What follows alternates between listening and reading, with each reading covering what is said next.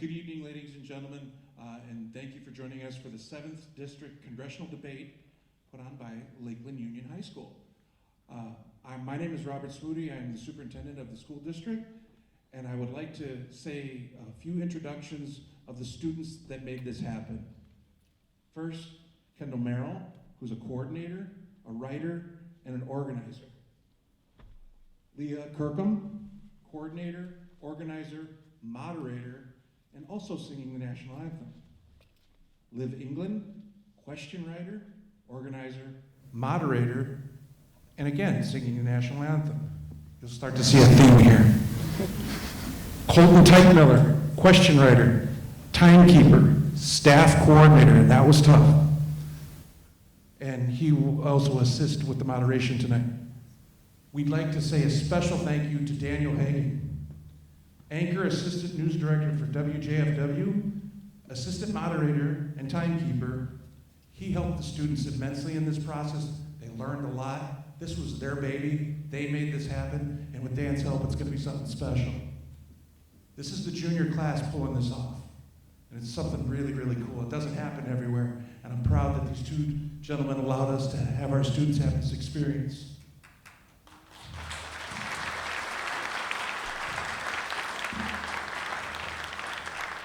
With that, I would ask everybody stand for the Pledge of Allegiance.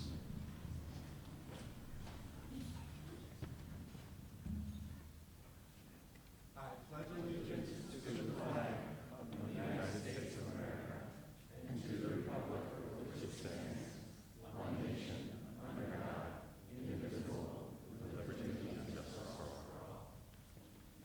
I ask you to remain standing as members of the a cappella choir will sing the national anthem. Oh, say, can you see by the dawn's early light what so proudly we hailed at the twilight's last gleaming, whose broad stripes and bright stars through the perilous fight o'er the ramparts we watched were so gallantly streaming, and the rockets' red glare, the bombs bursting in air, gave proof to the night that our flag was still there. Oh, say does that star-spangled banner yet wave o'er the land of the free and the home of the brave, home of the brave.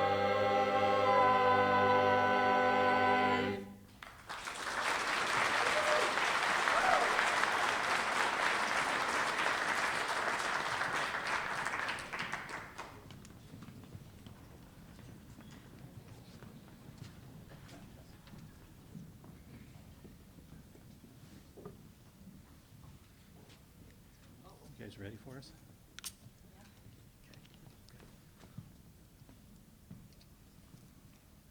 Please make sure to silence all of your electronic devices. There will be no audience participation, including applause. If there is an audience interruption, those individuals will be removed without warning. No political signs of propaganda will be allowed on the LUHS campus. During the debate, each candidate will be provided a legal pad, a pen, a bottle of water on the podium. As the incumbent representative, Tiffany will receive the question first. They'll each be given 97 seconds to answer the question, and then the person who received the question first will be granted a 45-second rebuttal. A moderator may return to a candidate after a response to a question and provide 30 seconds to the candidate to provide additional clarity or context. For the next question, they will switch roles and will alternate throughout the debate. These questions have not been provided to the candidates in advance. Thank you.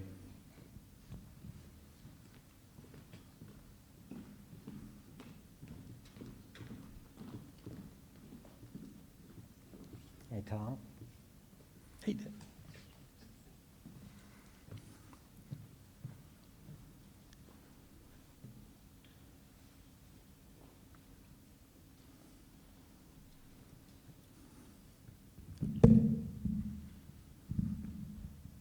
We will start out with an introduction from each candidate. Mr. Tiffany, you can go first. And for 2 minutes, is that correct? Yes. Yeah, good evening, everybody. It's great to be back at Lakeland Union High School. For those of you that don't know me, I want to share a little bit of my history. I grew up on a dairy farm in western Wisconsin. 8 of us kids were raised by Pat and Virgil Tiffany. I went to college at UW River Falls, got an agricultural degree there. Went to southern Minnesota for 7 years and worked for a farm supply cooperative. In 1988, I moved here to the Minocqua area, and that's where I met my wife, Chris, who, by the way, is a graduate of Lakeland Union High School. And we had 3 daughters, and they've all graduated from Lakeland Union High School. And I want to thank the staff here for the fine education that you've given our children. We all know what the problems here are in America. Record inflation, record energy prices, record illegal border crossings, and record crime. A wrecking ball has been taken to America by Joe Biden and Democrats with one-party rule over the last 2 years. In 2010, I was elected to the state assembly. Wisconsin had many of the same problems. $3 billion deficit, unemployment was nearly double digits, and we went in and we changed things in Wisconsin. It wasn't easy, but we made the hard decisions, and we made the right decisions. We turned the state around. And that's why I ran for this office and have been serving for the last 2 years, representing you in the 7th Congressional District. Because we need people to go to Washington, D.C. to do the right thing. Not the easy thing, not the expedient thing. We need to do the right thing to make America once again strong, safe, and free. And I look forward tonight to sharing with you, we all know what the problems are, right? I look forward to sharing with you what the solutions are to get America back to a strong, safe, free country. Thank you, sir.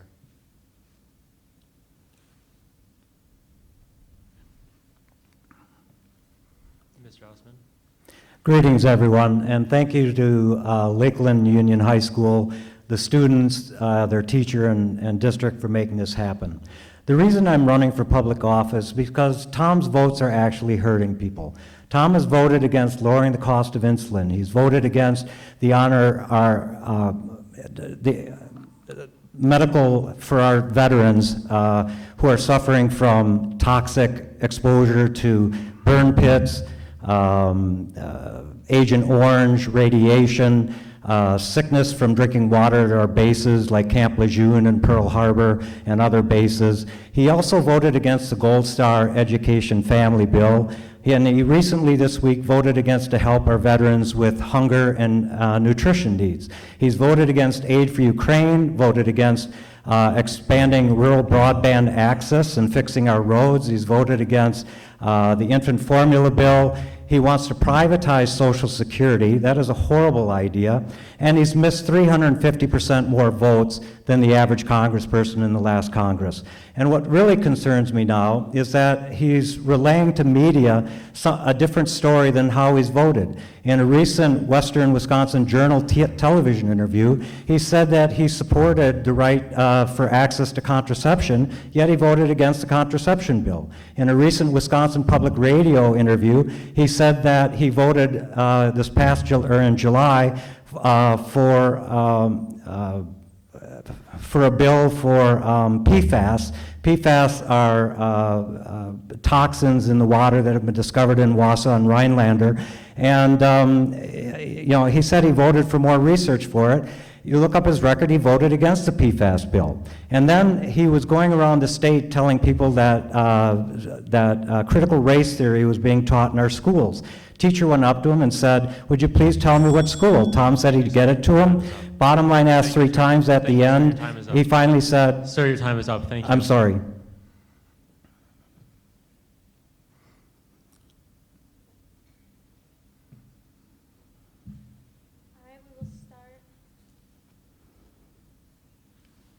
All right, we will start with the first question Representative Tiffany, you voted against the Infrastructure Investment and Jobs Act, meant to modernize roads, bridges, airports, as well as wastewater management. Why did you vote this way?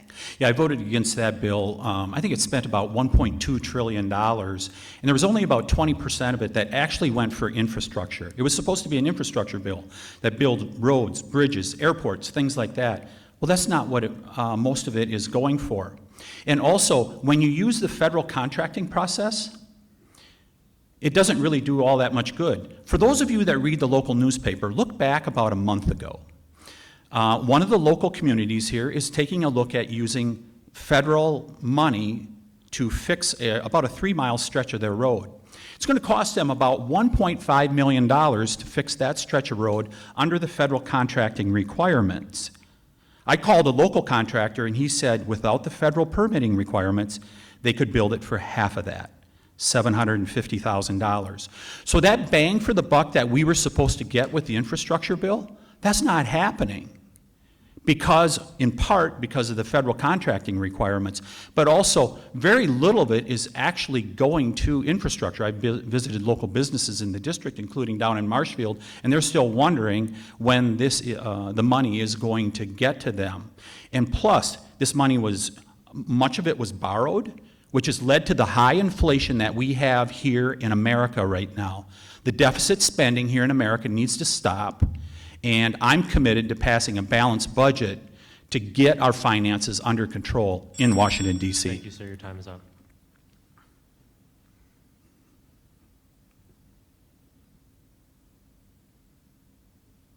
Mr. Osman, the Infrastructure Investment and Jobs Act meant to modernize roads, bridges, airports, as well as wastewater management.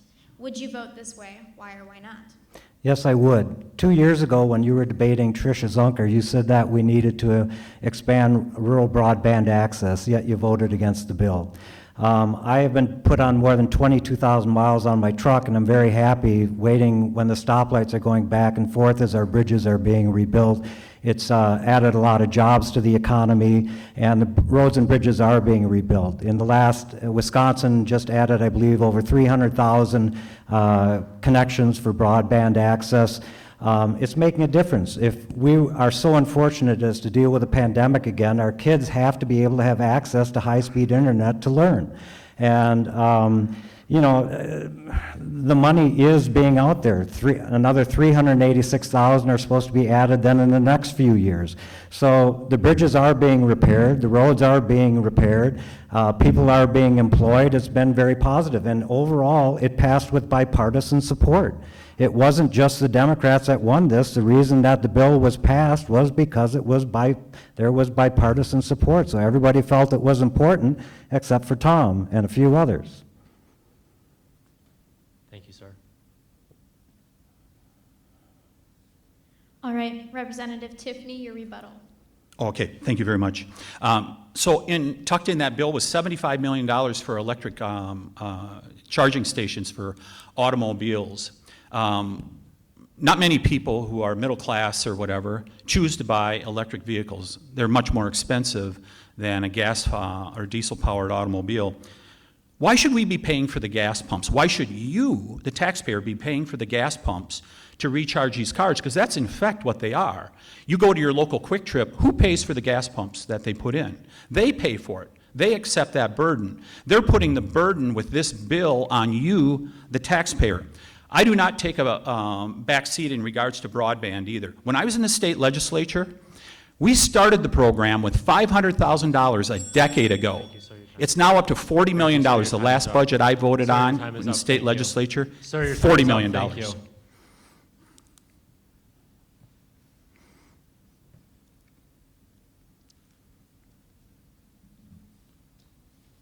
Okay, on to our next question. Mr. Osman, overall violent crime has spiked 4.2% from January 1st to June 30th from the same period last year. What sort of legislation would you support to cut down on crime? Well, I was just talking with my brother about this. A lot of the problem seems to be people are recommitting crimes and they're being released back on the street. So we need to understand why, if people are committing multiple crimes and being arrested, why are they being released back onto the streets? You know, I don't know what all the crimes are, if they're drug-related. Wisconsin is one of the few states, we're surrounded by every state that has either legalized medicinal or recreational cannabis. And so typically folks that are in our prisons and such, they're there for nonviolent drug offenses. And if we were like the states around us, we might not have the amount of incarceration and arrests as we have, because a lot of it focuses on drug arrests. I'm guessing that might be it. But, you know, it's also been brought up about, and Tom's talked about no cash bail, and I can't say that I really understand no cash bail, because I think there has to be something into it. Otherwise, you know, if someone's putting up their home against it or their family's putting up home against it, there's a reason for them to show up in court. So, you know, we need to get these people to be tried, and, you know, if they're recommitting offenses, we have to look at why are they continually being released.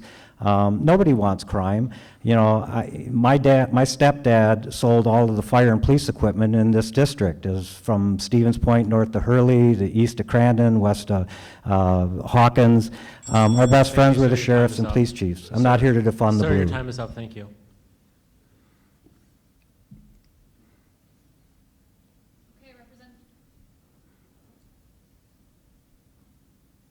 Okay, Representative Tiffany.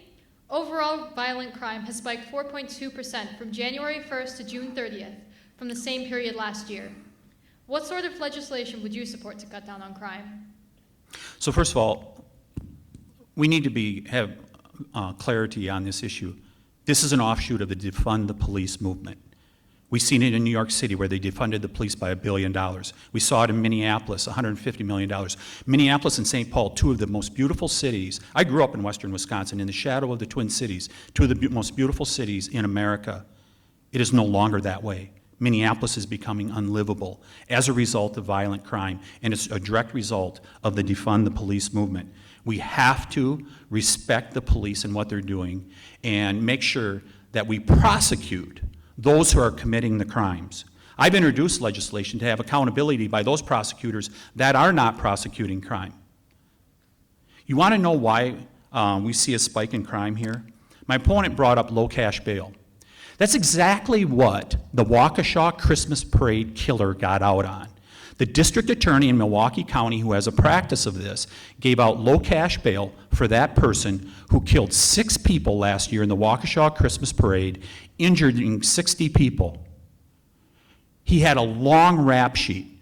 That person should be in jail so they do not harm others. We need to start looking out for victims first and make sure that we're prosecuting crime across America, because it is out of control, and as you can see on your televisions every night, it is the #1 issue that Americans Sir, are your talking time is about. up. Thank you. Can I respond to that?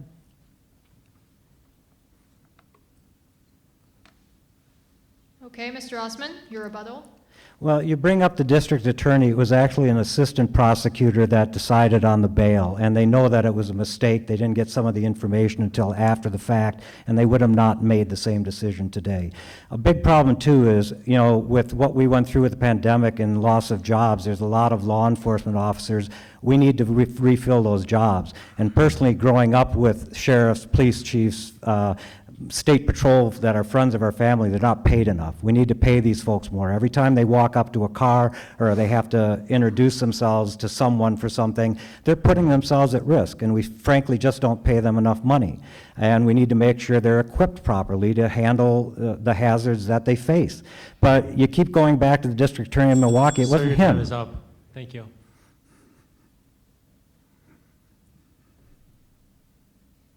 All right, Representative Tiffany. Mass shootings have taken place all over the country at the rate of 11 mass shootings per week on average. Last year, police arrested a former student who purchased an automatic rifle and threatened multiple schools and administrations in this area. What would you suggest to make schools safer? So first of all, that person that did that to the schools here locally should be prosecuted to the fullest extent of the law. When I was in the state legislature just a couple years ago, we passed a school safety bill that I think was to the tune of about $100 million to allow schools to be able to harden their security. Many schools took advantage of that, including, I think, perhaps the school districts here in the Lakeland area. I think that's one thing that we can do, is make sure that they have the resources to be able to harden their schools. I think also we really need to look at the mental health issue and make sure that those people, those young people that are troubled, or those people generally that are troubled, that may want to act out on something like this, that they're getting the help that they need. And so I really think that starts there. We also have to have law enforcement doing their job. When you look at the Parkland shooting down in South Florida, the FBI was tipped off about that shooter long before that event happened. They did not act on it with actionable evidence that was before them. So law enforcement also has to take this seriously and make sure that they act on those that may want to have ill intentions. Thank you, sir. Mr. Osman, mass shootings have taken place all over the country at the rate of 11 mass shootings per week on average. Last year, police arrested a former student who purchased an automatic rifle and threatened multiple schools and their administrations in this area. What would you suggest to make schools safer? They all need to have the hardware. Bulletproof glass doors need to be locked. There's all the things from a physical standpoint that need to occur with every school. But also there's a gun safety issue. There's 4 things with my traveling around, again, 22,000 plus miles. I've been to a lot of fairs and farm events, and I've talked to a lot of Republicans, Independents, and Democrats, mostly Republicans actually at the fairs and farm events. We all agree on the same 4 things. Number 1, you don't need more than 5 bullets in a clip. These people that are committing these mass shootings, that many times they're buying their weapon a day or 2 before. You know, I own guns, you know, if anyone's used a clip, you know that it's not always easy to get in, you gotta press a button. These folks are buying it a day or 2 before. You know, if they have to exchange a clip after 5 shots, it's gonna give people a chance to fight back, run away, do something. So we have to give people the chance to react. Also, we need universal background checks. We need to know everyone who purchases a firearm is entitled to purchase that firearm. We need red flag laws. To me, that means anyone who's legally deemed a danger to themselves or others, we need to take away their weapons. When they're legally deemed no longer a danger to themselves or others, they can have their weapons back. And actually something given to me by a Republican at the Farm Tech Days in Loyal, Wisconsin is they need to take a gun safety course. I didn't know you didn't have to do that anymore. When someone buys a firearm for the first time, they wouldn't know there's something called a safety, that you don't leave a live bullet in the chamber, that you walk with the muzzle pointed down. Everyone needs to go through a gun safety program, and at that point, the instructor can also look to Thank see you, sir. whether Your they should time is have up. one. Sir, your time is up. Thank you. Representative Tiffany, Your rebuttal, please. Yeah, specifically in regards to red flag laws, I oppose them because they use the presumption of guilt. They use the presumption of guilt, not innocent until proven guilty. That turns our jurisprudence here in this country upside down. And you can be guaranteed it will be abused if we go that route. I do not support red flag laws. We have a crime problem here in America, and we need to start to get tough on it. Why do we see the mass shootings that you refer to? Because we have this lawlessness in our country. And when we send the message that the police are going to be respected, that we're going to back the police, and we're going to have a safe society, then we can make that happen, and you will see less of Sir, your these time is up. incidents. Thank you. Can I rebut? No.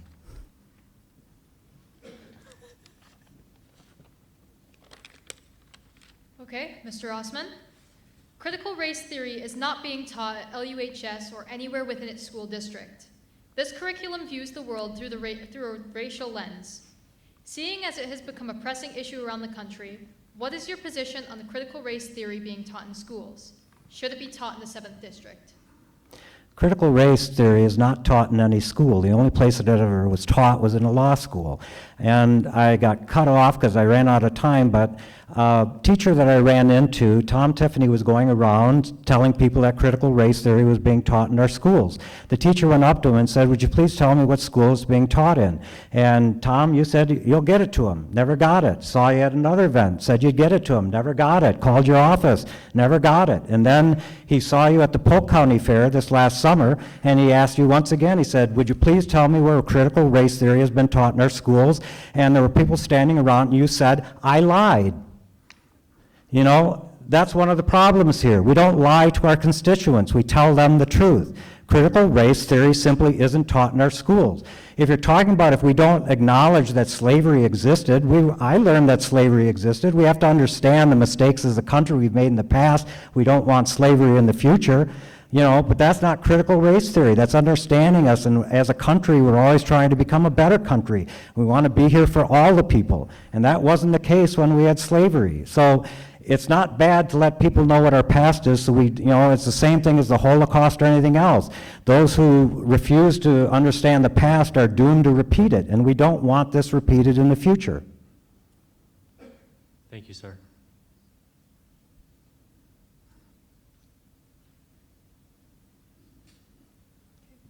Representative Tiffany, critical race theory is not being taught at LUHS or anywhere within its school district. This curriculum views the world through a racial lens. Seeing it as it has become a pressing argument around the country, what is your position on the critical race theory being taught in schools?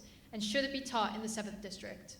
Yeah, it should not be taught in this school, and I give credit to the school board here that had an organization that came before them that has advanced the issue of critical race theory, and while they may not have been talking about that specifically when they came before the school board here at LUHS, that is in their background.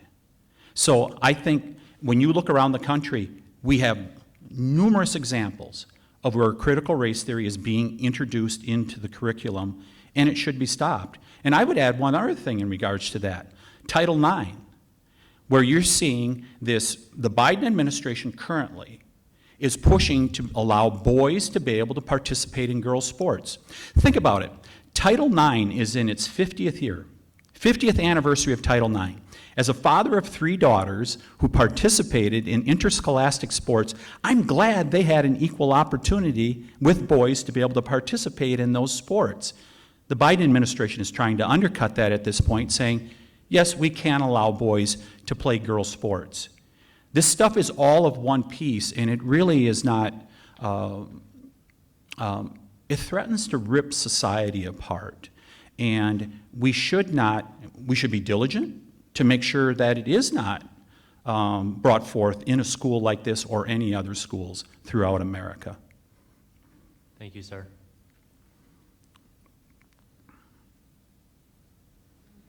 Okay, Mr. Osman, your rebuttal. Critical race is not taught in any of our schools. I don't know what else to say. Going around saying that it is just not telling the truth. It's not. It's only been taught in the law school. That's it, period.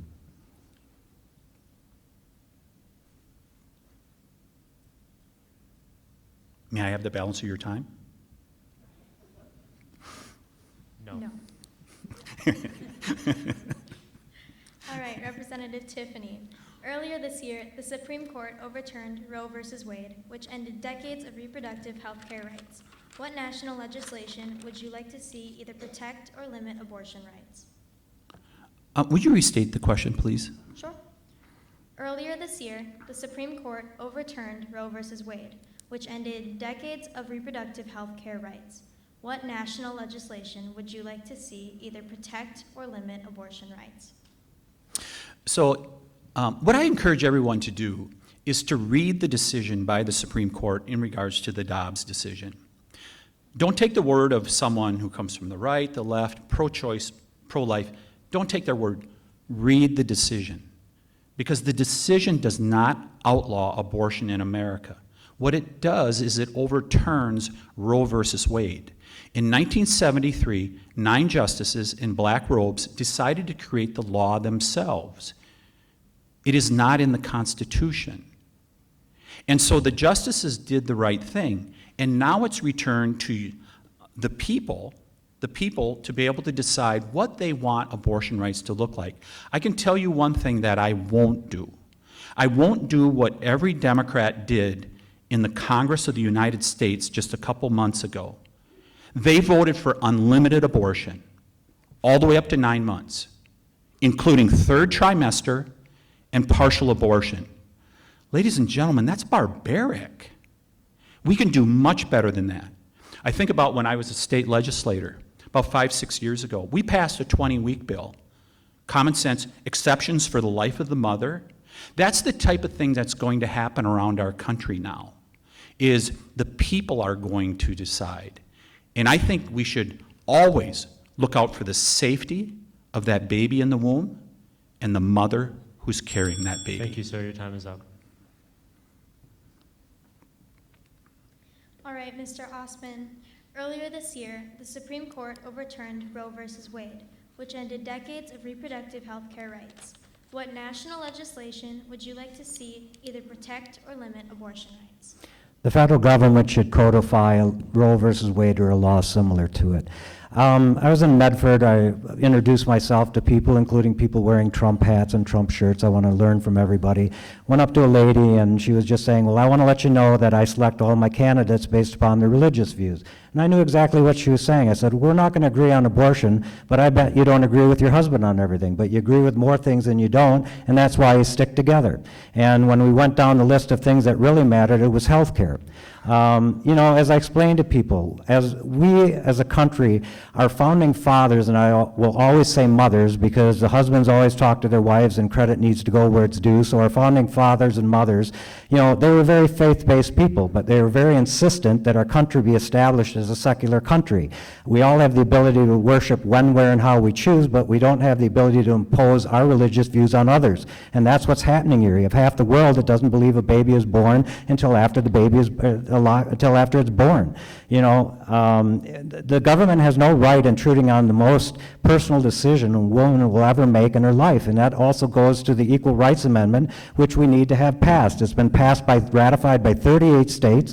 It is now time to be an amendment to our Constitution. It's a legal fight, and guess who voted against the legal argument that's going on right now? Tom Tiffany, because it's caught up as being a part saying it wasn't done enough time. Constitution simply states when 3/4 of a country Sir, your time is up. ratifies, Sir, it your time becomes is up. an amendment. Thank you.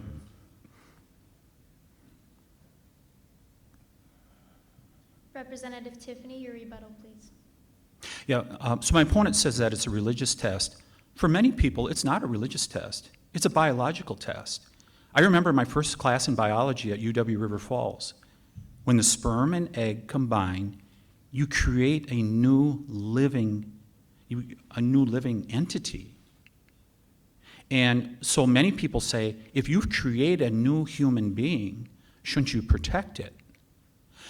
If we codify Roe versus Wade, understand that we are in league with Vietnam, North Korea, and China, including the China that had a one-child policy that they aborted millions of children. Do you know who those Sir, your children time is usually up. were? Sir, your time is up. Thank you. Girls. Sir. Is there a rebuttal to the rebuttal?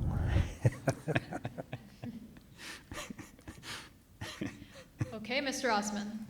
Supreme Court Justice Clarence Thomas announced that he would support reviewing the ruling that legalizes same-sex marriage. Representative Tiffany voted against the Respect for Marriage Act, which was an attempt to make same-sex marriage the law of the land. Mr. Osman, do you support same-sex marriage?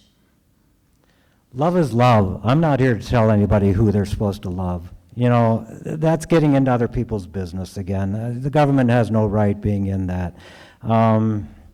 If two people love each other, whatever their sex might be, that's up to them. It's not to the government to be involved in that. So I don't know what else to say other than the government should be butting out.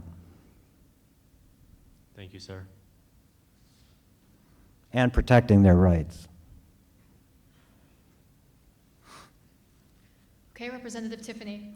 Supreme Court Justice Clarence Thomas announced that he would support reviewing the ruling that legalizes same-sex marriage.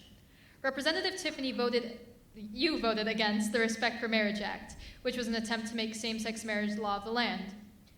Why did you vote against this act? First of all, I believe that the decision in regards to same-sex marriage is settled law. And once again, go back to the decision written by Justice Alito in the Dobbs case. He cites there, he says, this decision in regards to Dobbs is solely in regards to abortion. It is not about any other issue. And what is going on here is you have the other side through a campaign year that is trying to gin up issues to divide the American people, rather than talking about what the American people view as being most important. We've knocked on 25,000 doors, me and my team, through the end of August. We're doing those 25,000 doors again after Labor Day.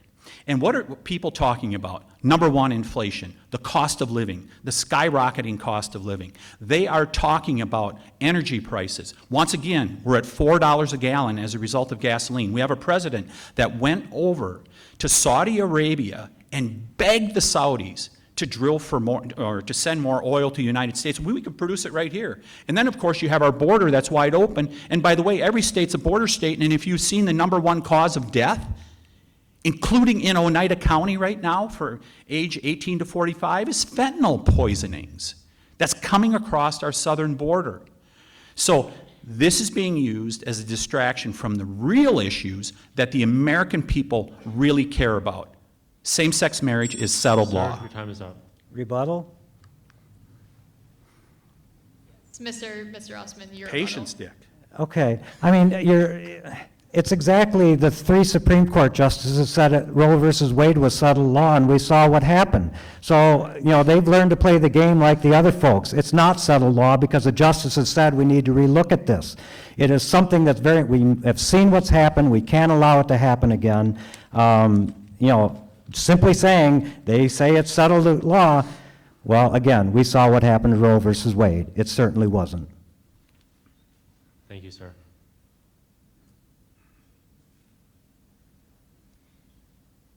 All right, Representative Tiffany. As of 2021, 130 bills restricting the rights of transgender youth had been suggested across 33 states.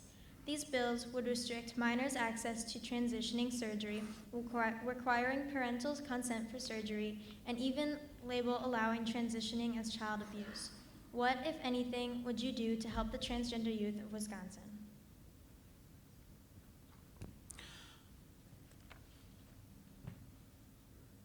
So I think every school has counselors and attempt to help those that may have concerns about their identity.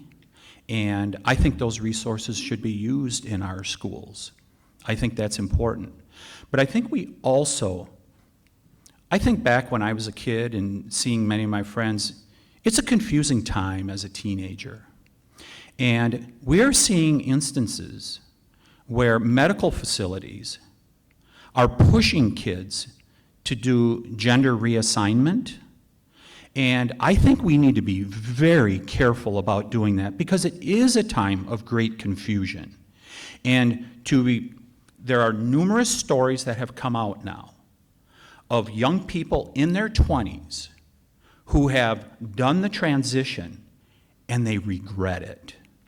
It is a time of great confusion, oftentimes for young people, and we should be very careful about doing transitioning surgery before a person really knows that is what's best for them. And we should never allow it to happen to a minor without parental consent. Thank you, sir. Mr. Osman, as of 2021, 130 bills restricting the rights of transgender youth had been suggested across 33 states. These bills would restrict minors' access to transitioning surgery, requiring parental consent for surgery, and even label allowing transitioning as child abuse. What, if anything, would you do to help the transgender youth of Wisconsin? Well, I think as we're growing up, we all become confused and are trying to figure out who we are and what our feelings are and things like that. And we need to have whatever counseling, whatever, if someone's really confused, to be there to help them.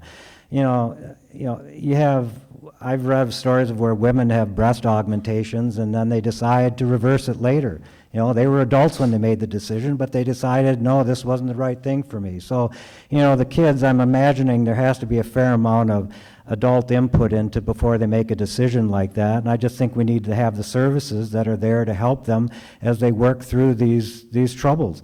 When I grew up, was in high school, junior high, long time ago, didn't have services to help folks. They figured it out.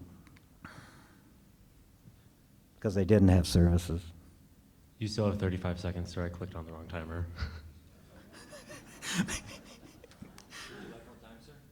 What's that? Oh, was there more time? Okay. Well, I guess where I was going is back when I was growing up, you know, it wasn't anything that was known of. I don't think we knew of the difficulties that kids were going through. They didn't talk about it, and most kids probably won't talk with their parents about it. They're too confused and such. And so if we can provide them services and they want to come forward and take advantage of those services, I hope we're offering them. Again, we want to become a better country. Anything that we know that we can do better than what we did in years before, let's be there for them. We just want to be here to support everybody and help them live a long, prosperous, healthy life. And it's being who you are. Your body necessarily, the parts you're given with normally doesn't always mean who you are. Thank you, sir. All right, Representative Tiffany, your rebuttal. So I just reiterate, it's great concern that we have to make sure that we have parental involvement in making this decision. But the other thing that I'd add in regards to this, we see this movement across the country to sexualize our children at a very young age. Sex ed being taught as early as 3 years old. First and second graders being taught in such a way. We need to educate kids. We need to allow kids to be able to have their innocence. And those that do otherwise, that choose to indoctrinate rather than educate, they should not be in our schools. Thank you, sir. Is there a rebuttal? Okay, Mr. Osman. According to the Department of Health Services, over the last year, synthetic opioids, primarily fentanyl, were identified in 91% of opioid overdose deaths and 73% of all drug overdose deaths. How would you take action to prevent the spread of fentanyl in Wisconsin? I don't really have the answer to that. You know, drug abuse is one of the things, again, we're an island where medical cannabis is not used, and people might turn to other substances to help with their aches and pains and other things like that. You know, Tom, you talk about with immigration that all these people being caught are bringing the fentanyl into the country, but they're being caught at the border. They're not bringing it into it. They're trying, but they're being intercepted. And most of the drugs that are brought into the country are actually coming through the legal checkpoints as for people coming into this country. And a lot of it's just manufactured here. So, you know, we need to have programs to help people. I live on Lac de Flambeau on the reservation, and drug use is a real problem. One of my friends was the corporate counsel for Oneida County, and he told me about how all the drugs were coming in from Shawano and then coming from Shawano over to Lac de Flambeau. And, you know, we need to have law enforcement there to interdict the transfer of illegal drugs, and we need to be there to help these people that are addicted to them. You know, we talk about helping with mental health. We need to help with addiction to drugs, and we need to have the programs to help the folks with it. I don't have the exact solution, but, you know, it's making sure that our enforcement are equipped to be able to handle this problem, and they're financed so that they can handle this problem, and it's helping the people that have these addictions to wean them off it. And again, if it's pain-related, Thank you, it sir. could Your be time is up. cannabis. Representative Tiffany. According to the Department of Health Services, over the last year, synthetic opioids, primarily fentanyl, were identified in 91% of opioid overdose deaths and 73% of all drug overdose deaths. How would you take action to prevent the spread of fentanyl in Wisconsin? And it's really good that you mentioned the Department of Health Services, because they've declared it an emergency, a health emergency here in the state of Wisconsin. Here in Oneida County, in 2021, the #1 cause of death in Oneida County is fentanyl poisonings, is drug overdoses. First time in the history of our county, and that's being repeated across the country. Every state is now a border state. I've been down to the border 5 times. I've been to the Darien Gap in Panama. I've seen it. I've talked to the Border Patrol agents, and I can't tell you, my opponent is so wrong on this issue. This is a direct result of the open borders policies of President Biden. One of his first executive actions on January 20th of 2021 was to allow catch and release in our country. And what has happened? What is it, 4, 5 million people have come into our country in less than 2 years illegally. And the amount of fentanyl has at least doubled coming into our country. It is deadly. And it's a direct result of the open borders policy that the Biden administration has put in place. And by the way, that doesn't even count the national security concerns when we have terrorist-backed people that are coming into our country, and the human trafficking that's going on. The 53 people that died when they were fried in a back of a semi-trailer in San Antonio this year as a result of the open borders policy. Thank you, sir. Your time is up. Rebuttal? That semi didn't drive over the border with those people in them, then they parked it and they fried. That's not what happened. And the whole thing is with the people coming over, we know the numbers because they're being caught. And a lot of these people, they're asking for asylum because of dangers at home and things like that. And what we do then is if they are seen to be nonviolent, we release them into our population. The majority of these folks, 98%, show up for their hearing. So, and we know the numbers, they're not carrying the fentanyl because we're catching them and they're being stopped at the border. So how are they bringing the fentanyl in when we know what the numbers are because we're catching them? There's, it's, you make up this immigration thing, the return to Mexico, yes, Biden initiated it again when he became president. The Supreme Court overturned it in June. You were saying it was around, it was gone for Sir, your time 14 is up. months. Thank you. All right, thank you. That is the first half of our debate. We will have a short 15-minute intermission and be back after that.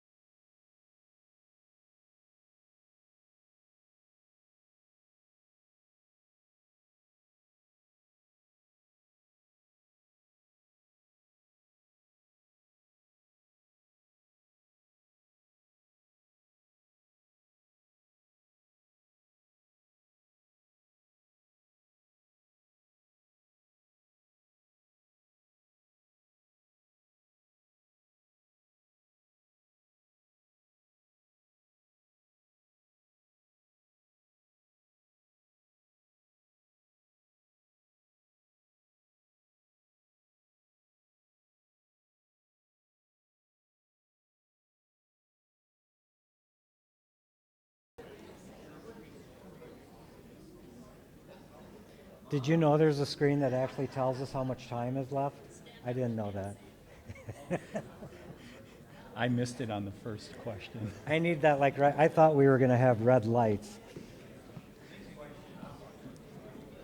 I'd get too confused by trying to play with a stopwatch. Yeah. So what? The advanced technology.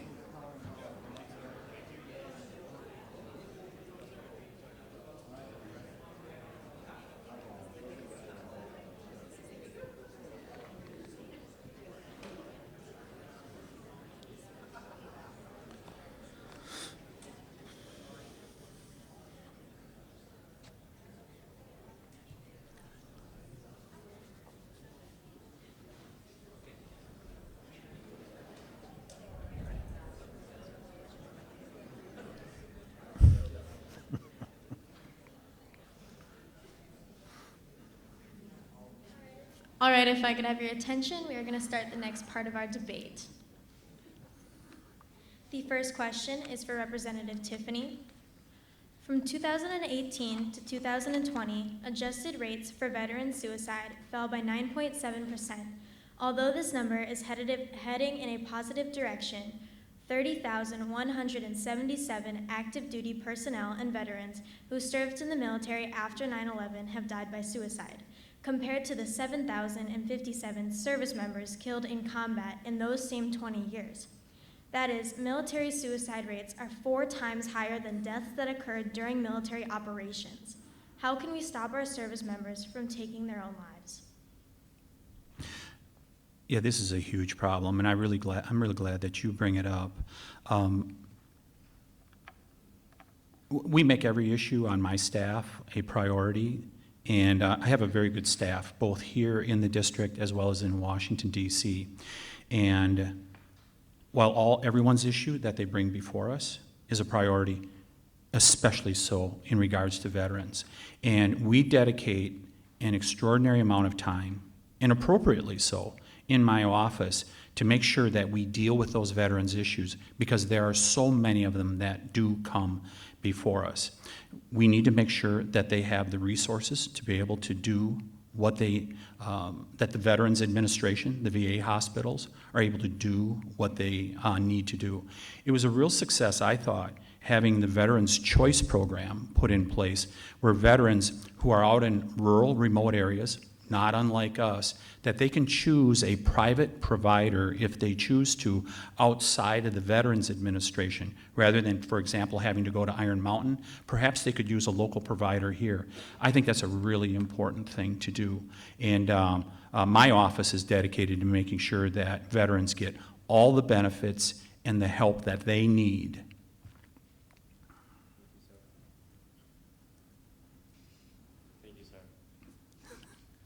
Thank you, sir. Mr. Osman, from 2018 to 2020, adjusted rates for veteran suicide fell by 9.7%. Although this number is headed in a positive direction, 30,177 active duty personnel and veterans who served in the military after 9/11 have died by suicide, compared to the 7,057 service members killed in combat in those same 20 years. That is, military suicide rates are 4 times higher than deaths that occurred during military operations. How can we stop our service members from taking their own lives? A little side note, I just found out during the break that actually heart disease and cancer is the #1 cause of death in Oneida County, not fentanyl. You know, it starts when you don't honor and respect our veterans, when you vote against the Honor Our Pact Act for our veterans to help them with suffering from toxicity from burn pits, from Agent Orange in Vietnam, from radiation poisoning in Korea, from those who are currently serving and have served that have lived on our bases like Lejeune and Pearl Harbor and other bases where they're sick because of the contaminated water they've been drinking. That is not helping them when you vote against them. It is not helping them when you vote against this week, when you tell them, no, I'm not here to help you with your hunger and your nourishment needs. That is not helping our veterans. And how many of these folks, when they're sick and they're depressed, are probably thinking my life is probably better off than dealing with all of this pain. So, you know, we need to be there for them for everything, and that is with how they're suffering from the diseases they've gotten from serving our countries. I don't know the exact answer to the suicide, but I can only imagine someone who's in pain, or they think, they're not getting the needs, and they're financially affecting their families and things like that. It's going to put a pretty big mental burden on them. So the biggest thing we can do is support our veterans, and I will do that. Thank you, sir. Your time is up.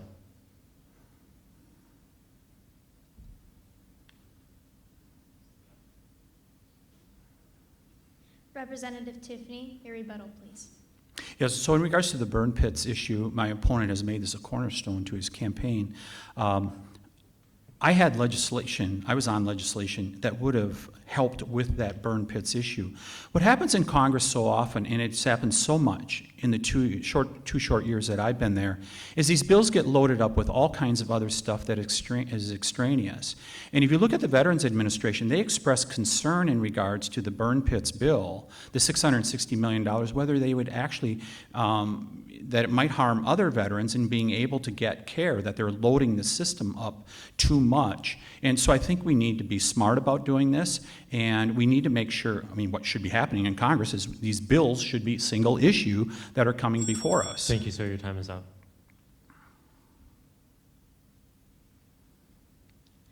Mr. Osman, Wisconsin gas prices are 33% higher than they were last year. Scientists agree that greenhouse gases are changing the Earth's climate. Then the Maji Trail Energy Center, a natural gas power plant being built in Superior, is currently under delayed construction by the Biden administration. How would you like the U.S. to balance domestic energy production and environmental focus? The Honor Our Pact Act was a straight bill. There was nothing attached to it, period. It was purely whether it was mandatory discretionary spending, and the Democrats made sure it was mandatory so legislators could not come back and strip money out of it in the future. It was a straight bill. We need to be turning to green energy. What I've read on the power plant in Superior is that the energy will actually be more costly than green energy in the future. Tom calls it a green energy fantasy. It's not a fantasy, it's what we need to move to. We can't just leave fossil fuels tomorrow. It is a part of us for the foreseeable future. But you wanted to take away subsidies for solar and wind power. These are the new industries. They're the ones that need the backing, but you have no problem providing subsidies for the fossil fuel industries when they're making the greatest profits in their history. Wisconsin has the 18th greatest wind potential of all 50 states, yet there's no windmills. You see very few wind farms around here. You drive through Minnesota, Iowa, Indiana, Illinois, and you will see wind farms all over the place. New Richmond, I see more solar farms in my travels around there. I guess around West Dallas there's a few, but we need to be moving to that. Green energy is our future. Fossil fuels is not. And, it's going to create new jobs. When you build these wind farms, you don't build the huge turbine blades. When I've been driving in the states that have them, they're taking them to where they're going to be assembled. They're manufacturing them nearby. It's new jobs. Your time is up, sir. Thank you. Representative Tiffany. 2 short years ago, we were energy independent here in America. That is no longer the case. We're back to $4 a gallon gasoline. I would encourage the young people that are here, ask your parents if they use propane, how much they paid 2 years ago, and ask them how much they're paying now. Because I paid 80 cents a gallon 2 years ago. I paid $2 a gallon just a couple weeks ago. Think about it. People are going to pay 2.5 times as much to heat their homes this year. That's as a result of what my opponent accurately describes as the green fantasy. And folks, if you want to see, don't take my word for it.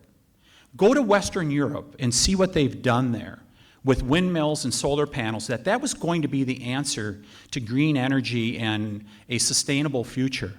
They're reopening coal plants. California just announced that they're not going to close their last nuclear plant. Why? Because their grid is no longer reliable. We are going in the wrong direction. And those wind and solar facilities that are being built, they all get huge subsidies from the federal government. That's from you, the taxpayers. That's the only way they can survive. And they only give us intermittent power. They're only on about 20% of the time. Is that what we want? We need baseload power. And that Nemadji Trail project should be built so we have affordable, clean, reliable energy here in the Northwoods. Thank you, sir. Rebuttal? Yes, Mr. Osman, your rebuttal. You know, you forget that Russia invaded Ukraine and completely disrupted the oil supplies of this country. That's why oil prices are higher. Everything is made from petroleum unless you're wearing a pure silk or cotton.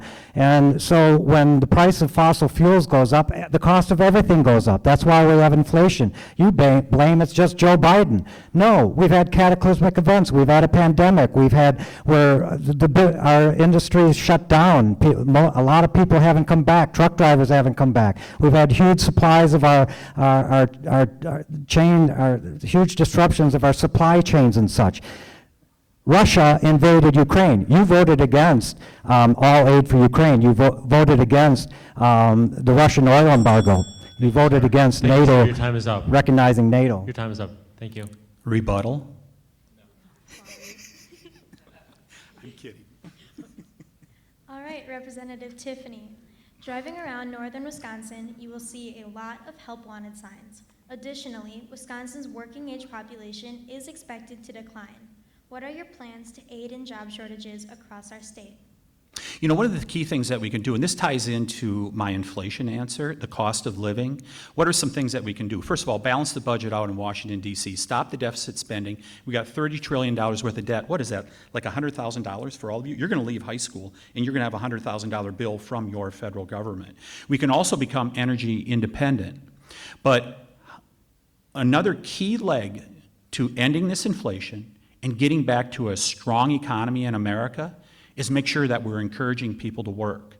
We had all these pandemic programs that were put in place. Some of them have not gone away, and people have chosen not to work. If you look at the workforce participation rate in the United States of America, it is at the lowest level it's been in a long time. And that's people that have dropped out of the workforce. If you go back to March of 2020, when the pandemic originally started, there was about 5 million people that left the workforce that did not come back to the workforce. Many of those people are sitting on the sidelines yet, getting transfer payments from government that could be working. We should encourage work, not welfare.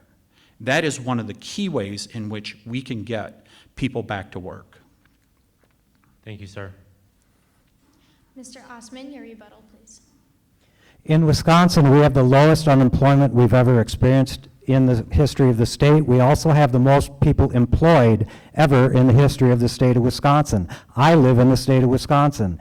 And you made a little snarky tweet a few weeks ago about the citizens of Martha Vineyards couldn't even take the migrants for 24 hours.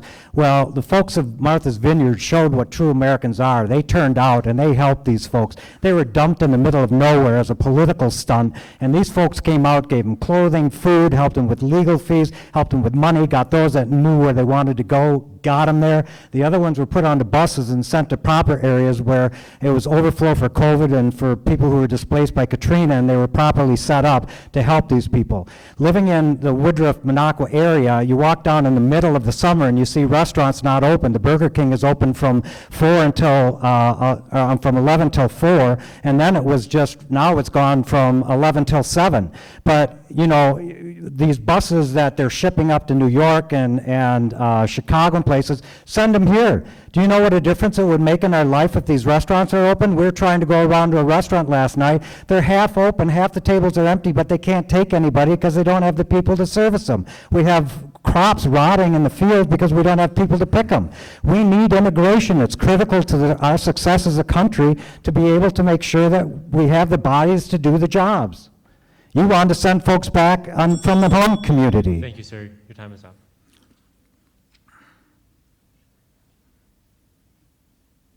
Representative Tiffany, your rebuttal, please. Yeah, I think my opponent was making the case that I was making. Let's encourage work.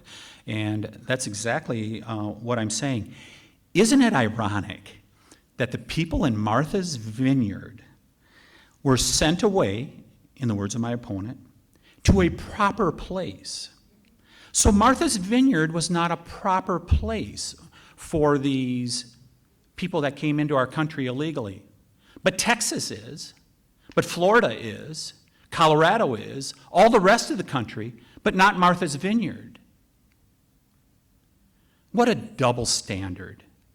They got a taste of what the rest of America is feeling at this point. Go down to the southern border. Thank you, sir. Go down to the Rebuttal? southern Your time border. is up, sir. Thank you. Rebuttal? No. Sorry, I never know when I get to rebut. Okay, Mr. Osman. Right now, Terry's Treehouse Child Care Center has a waiting list of over 50 children. This is only one example of the kind of wait list for child care in our area. What will you do to dissolve child care shortages in our state? Could you repeat it, please? I didn't hear the very first. Of course. Right now, Terry's Treehouse Child Care Center has a waiting list of over 50 children. This is only one example of the kind of wait list for child care in our area. What will you do to dissolve child care shortages in our state? I really haven't had a chance to think about that one. Good question. But, you know, childcare, people can't work if they have to stay home because there's no one to take care of their kids. So it once again becomes part of the employment problem. And we need to be able to have programs so that, you know, the parents, I had my kids in daycare. They were cared by others. Both my wife and I worked. We were able to trust in them.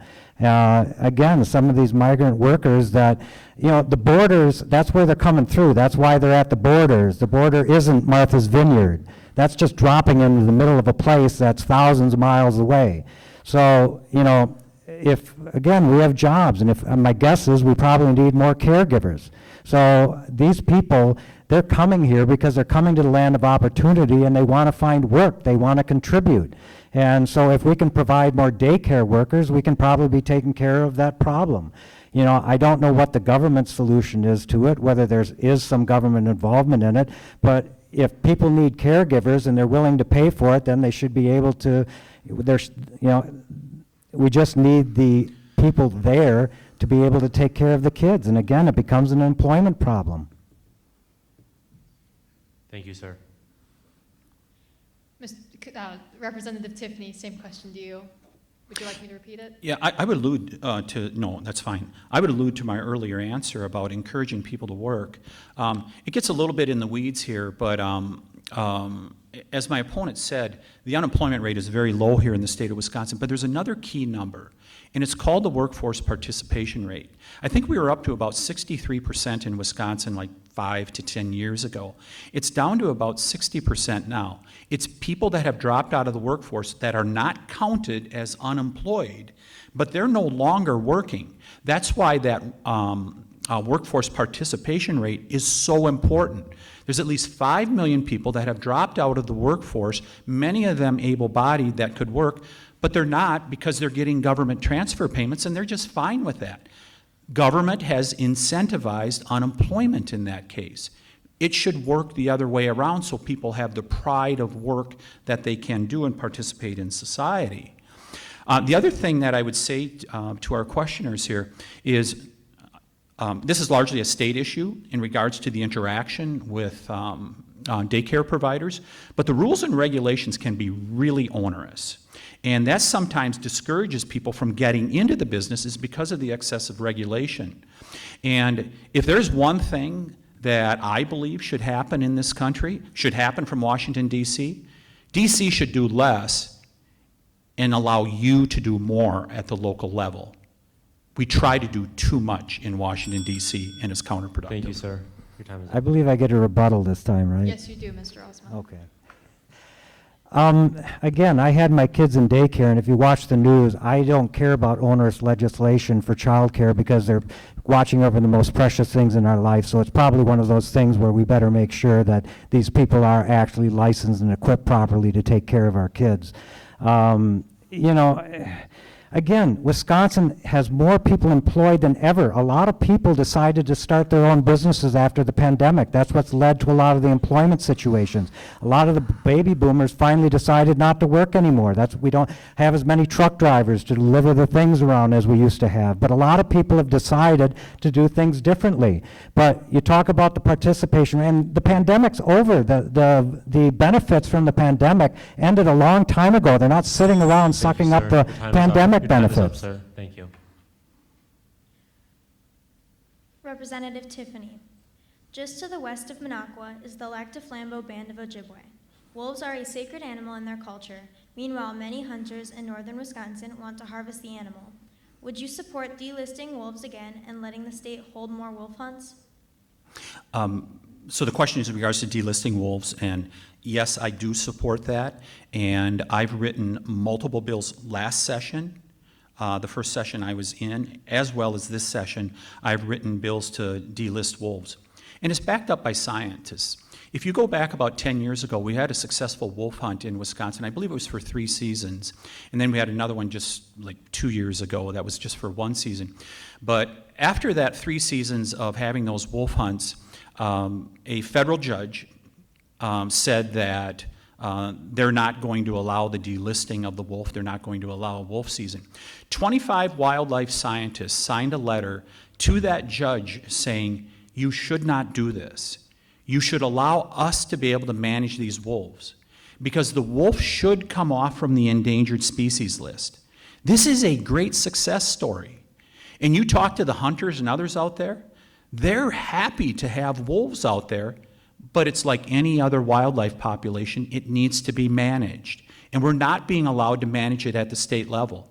My proposal is real simple. It returns management to the state of Wisconsin, to the Department of Natural Resources, for them to be able to manage the wolf. Thank you, sir. Mr. Osmond, same question. Do you need repetition? When the scientists decide that they no longer need to be on the endangered species list, I'll go with them. I'll leave it up to the scientists. I was at a Farm Bureau meeting on Saturday with you over the weekend, and you and 2 other folks were joking about gathering up a whole bunch of wolves and letting them loose in Madison and smiling quite a bit about it. You thought it was pretty funny. It's not funny. I live again on the Lac du Flambeau Reservation, and the wolf is it's a very special animal to some of the Ojibwa. And, you know, if it's off the endangered species list, I mean, you look at bald eagles used to be on it, and we have bald eagles all over the place now. It's a wonderful thing. When the scientists agree that it's no longer, and again, I don't know if they're currently listed as endangered or they're not. I'm not as up to speed on that. But if they're saying that they still should be on the endangered species list, I'll go with them. And then once it's off the endangered species, I would then let the states take over at that point. You know, I was out in Idaho and I went to a 2.5-hour program on the wolf program out there, and it was beautiful. They're wonderful creatures.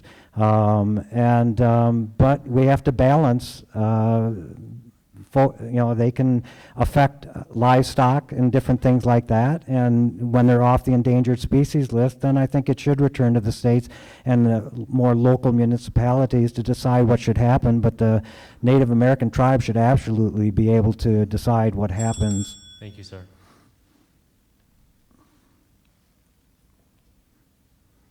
Representative Tiffany, your rebuttal, please.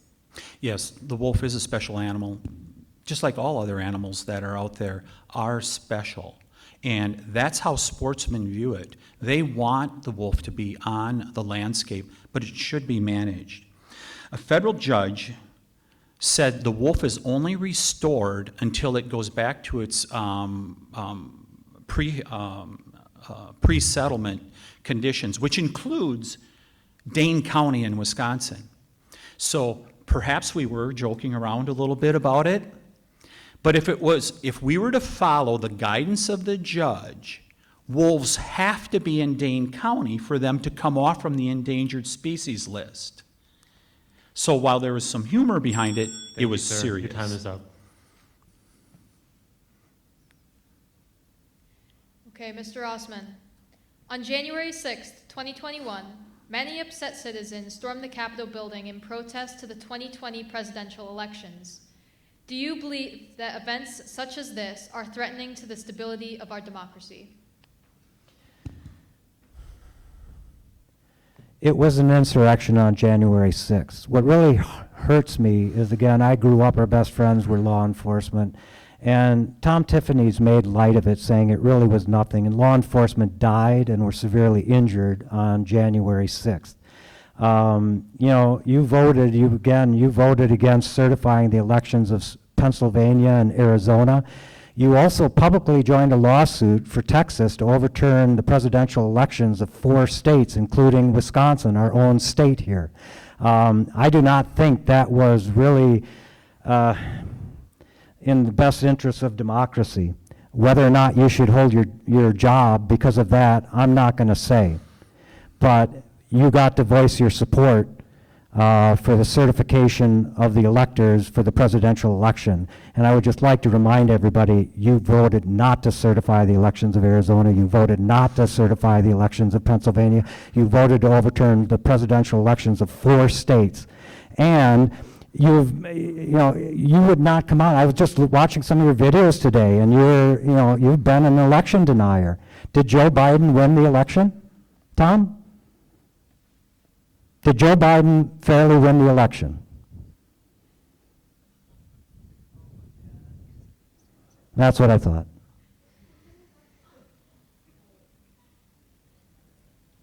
I'm assuming to our moderators that questions come from you. Yes. Okay. Because if we want to change the ground rules and we get to ask questions of each other, then, okay. Yep. All set to go? Yes. Yeah, repeat the question, please. Okay. On January 6, 2021, many upset citizens stormed the Capitol building in protest to the 2020 presidential elections. Do you believe that events such as this are threatening to the stability of our democracy? So anytime you have riots, they are threatening democracy. I condemned what happened on January 6th, and I condemned it on January 6th, 2021. If you go back and look at the record, it was a riot. Just like we had riots throughout America in 2020, like in Minneapolis where they burned down the 3rd precinct, in Madison where you saw a police car flaming down State Street, where State Street was destroyed for months. When you saw Kenosha, which burned because a governor and attorney general would not take action to support the police, where they helped light the fire, of those riots that went on down in Kenosha. So I condemn the riots that went on January 6th, and those that participated in it and are proven to be guilty, they should serve the time for doing that. The January 6th Commission that we have before us right now, it is unfortunate that it is not doing a thorough job. Nancy Pelosi has put all of her communications from January 6th off limits. They don't get to see it. None of us, our minority party, did not get to decide who we get to put on the January 6th Commission. It is not a fair job that they did in regards to us. The public should see all of the information that happened, and they will come to the right decision in regards Thank you, to sir. this. Your time is up. Rebuttal? Yes, Mr. Osmond, your rebuttal. It's fascinating that pretty much all the folks that have testified at the hearings are Republicans. They were folks within the administration, the Republican administration, and they're the ones that are telling us the story of what has gone on. From what I've heard of Kenosha, everybody thought Evers and the folks responded appropriately, and they've actually commended them for how they responded. So I have not heard the same thing that you're spitting out here, and many times, again, you say things like fentanyl is the #1 killer in Oneida County, and you just make it sound like a fact when that's not the fact. And that happens an awful lot for you. So, you know, I don't know. It's frustrating with you. Thank you, sir. We'll now do closing statements from each of you. You'll each get 3 minutes for that. Representative Tiffany, you can go first. I believe I went first in the opening. Mr. Osmond, you can go first. This is the closing? Closing statement. Okay. Just like to thank Lakeland Union High School again for hosting this. So you understand where I come from. I've had a home in Lac du Flambeau, year-round home, for 25 years. My parents both grew up on farms. I was born and raised in Merrill. When I was 7, my dad passed away. There were 6 kids, no insurance, no savings. My mom worked at a department store. She picked up selling Avon products. She baked bread that I delivered around the neighborhood. We got our food in white boxes from the county building. She rented out my sister's bedroom to a student at the teacher's college to make ends meet. She defined who I am, make things happen. I then attended the University of Wisconsin. I was a proud member of the UW marching band. I'm the only person you will ever meet that has done complete somersaults strapped to a bass drum. It's not meant to be done. I did it 4 times the first year. Second year is why I have a hole in my head. I also needed to make money, and I delivered newspapers for the struggling weekly newspaper there. When I left that weekly newspaper 8 years later, it was the 20th largest daily newspaper in the state of Wisconsin by circulation.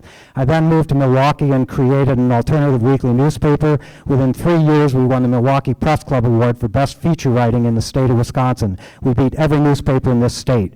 I then went on to business publishing. I was a leading executive in one of the largest publishing companies in the world. My publications won 2 Jesse H. Neal Awards. They are considered the Pulitzer Prize of the business-to-business press, and I created Russian language editions of my publications and websites. I was about to start new publications that I would own when I discovered that Mr. Tiffany was going to run unopposed, and I simply said, I've done well enough, I need to be doing something else right now, and that's why I'm in this. I've traveled again more than 22,000 miles around this district in my truck and bus, and what I found is Democrats, Republicans, and independents all agree with what I want to do. Healthcare is a right. We need Medicare, Medicaid for all. 58% of all American debt is 58% of all debt is medical debt. Social Security, people are worried about Social Security.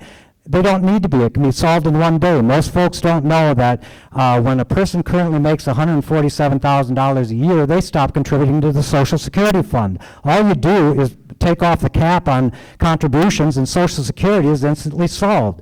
Gun issues, there's 4 things we can do. We talked about it. 5 bullets in a clip, universal background checks, red flag laws, and everyone gets they have to take a safety course. That will make an immediate difference. And guess what? All the Republicans, Democrats, and that I've talked to, hundreds of them, they all agree with it. I can count on my hand the 4 that didn't. And then, again, it's a woman's choice, just as it is a man's choice. The Equal Right Amendment needs to be added to our Constitution. To me, that my sisters, my daughters, my mom, should she be alive, or any less a citizen than any male in this room is offensive to me. And again, Tom Tiffany voted against what would have gotten the Equal Rights Amendment added. Thank you. Representative Tiffany, your closing statement. Yeah, thank you so much for putting this on tonight. It's really great to be back at Lakeland Union High School.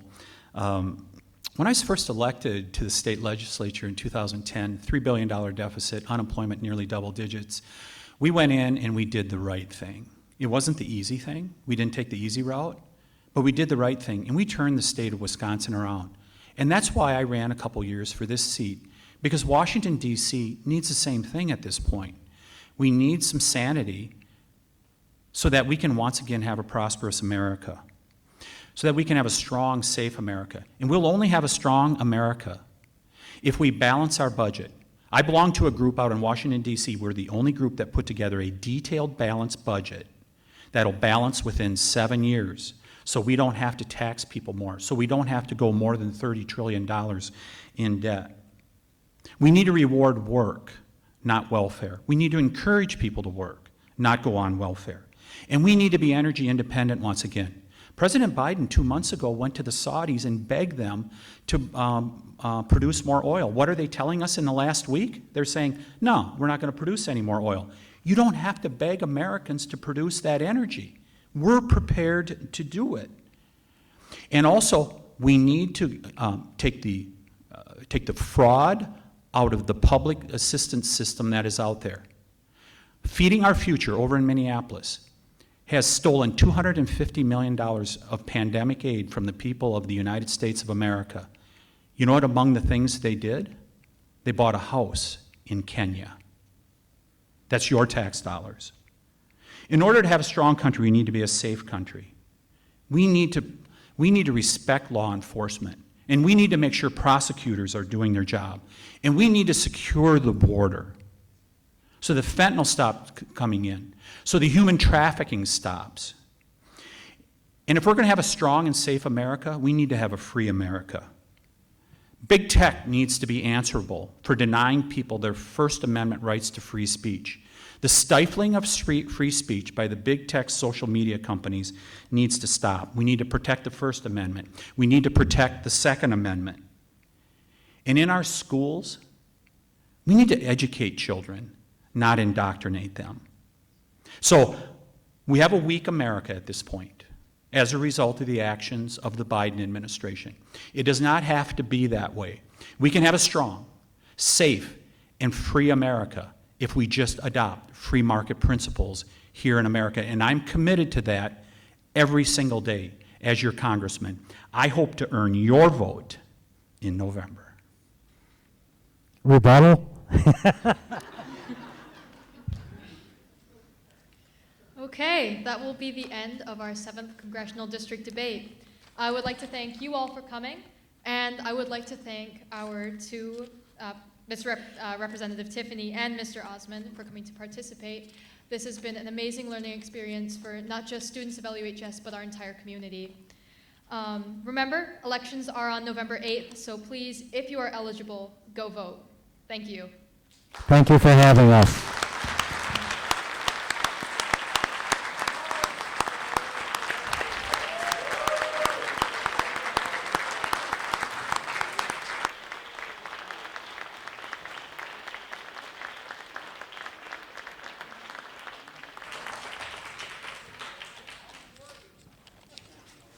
And on Wisconsin.